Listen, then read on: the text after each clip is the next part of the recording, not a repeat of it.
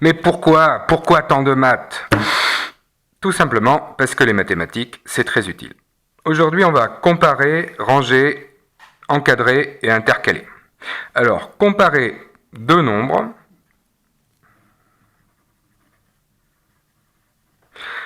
c'est trouver lequel est inférieur, lequel est supérieur à l'autre, ou s'ils sont égaux.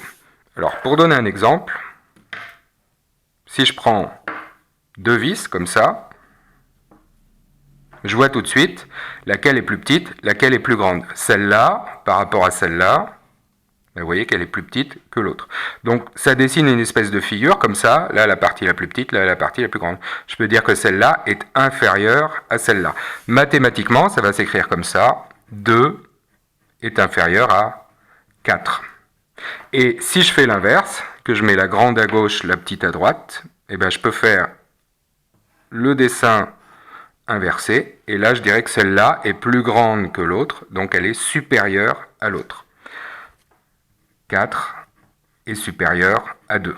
Donc ça, c'est le signe inférieur, et ça, c'est le signe supérieur à. Alors maintenant, ça se complique quand on a des nombres décimaux, par exemple 14,59 et 14,529. Il faut commencer par comparer les parties entières, 14 et 14. C'est la même chose. Donc, on ne peut pas ranger correctement, dire lequel est plus petit, lequel est plus grand. Ensuite, on regarde le premier chiffre après la virgule. Pas de chance, c'est le même. Ensuite, on regarde le deuxième chiffre après la virgule. Et bien, celui-là, il est plus grand que celui-là.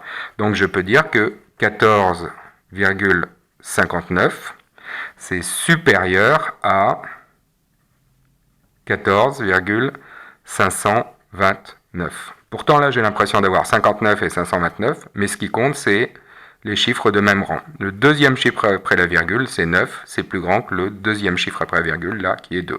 Alors que les autres sont les mêmes. Ensuite, pour ranger,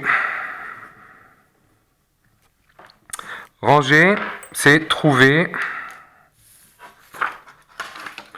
dans l'ordre croissant ou dans l'ordre décroissant, c'est trouver lequel est le plus petit et lequel est le plus grand. Donc si je prends des petits objets comme ça, hop,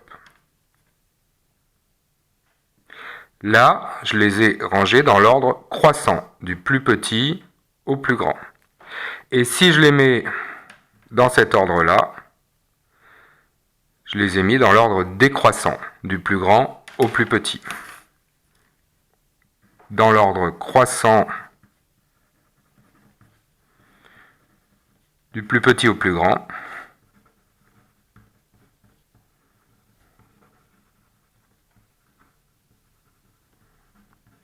Et dans l'ordre décroissant, le contraire.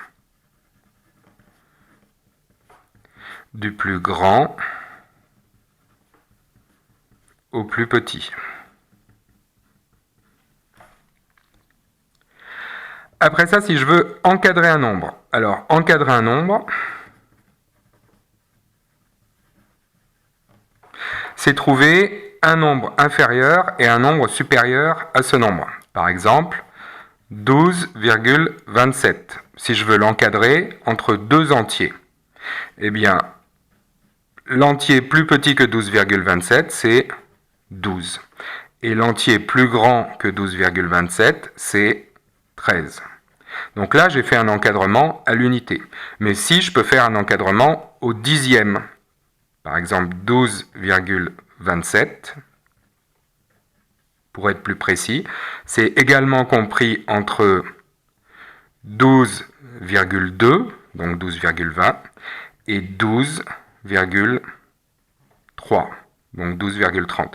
Là, j'ai fait un encadrement au dixième. Enfin, si je veux intercaler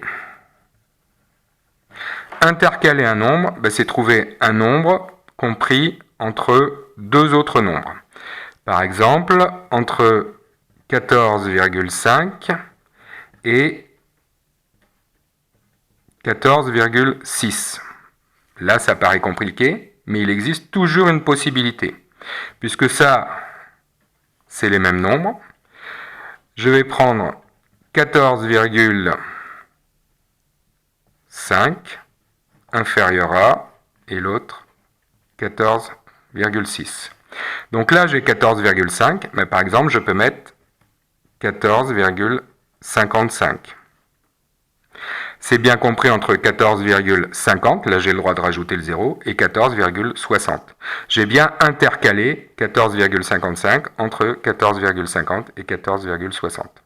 J'ai trouvé un nombre compris entre deux autres.